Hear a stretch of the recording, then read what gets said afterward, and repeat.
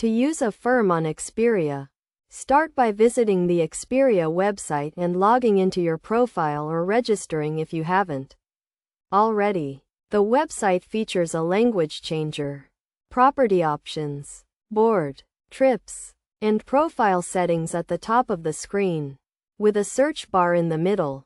To utilize Affirm, select the travel package you want to book and proceed to checkout.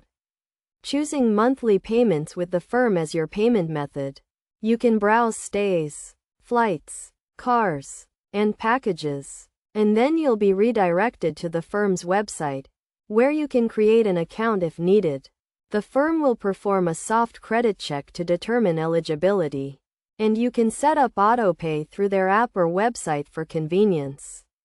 Once you've completed these steps, you'll receive a confirmation email from both Expedia and the firm, and you're all set to enjoy your trip. Using Affirm on Expedia is a great way to spread out the cost of your travel plans. And following these steps will help you take advantage of this convenient payment option.